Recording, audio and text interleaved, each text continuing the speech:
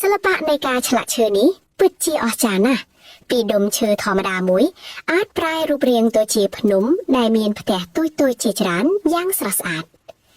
វិចិត្រករកំពុងពិនិត្យមើលរូបរាងឈើដោយយកចិត្តទុកដាក់ដើម្បីស្វែងរកទិសដៅសម្រាប់បង្កើតស្នាដៃរបស់គាត់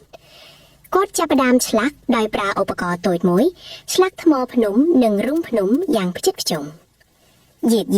ផ្ទះតូចៗបានលេចចេញជារូបរាងឡើងនៅលើជម្រៅភ្នំរំលែកនូវភាពរស់វើកនិងភាពស៊ីសង្វាក់គ្នាជាមួយធម្មជាតិ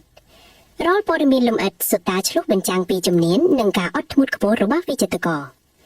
នៅពេលដែលការឆ្លាក់បានបញ្ចប់គាត់បានលាងសម្អាតធូលីចេញពីស្នាដៃហើយចាប់ផ្ដើមលាបពណ៌ដើម្បីបង្កើនភាពលេចធ្លោនៃទិដ្ឋភាពភ្នំនិងផ្ទះ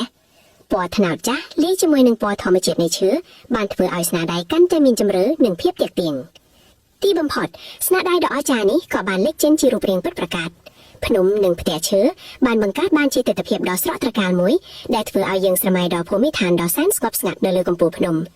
វាពិតជាសិល្បៈមួយដែលបានផ្លាស់ប្ដូរធម្មជាតិឲ្យមានជីវិតឡើងវិញក្នុងទម្រង់ដ៏ប្រណី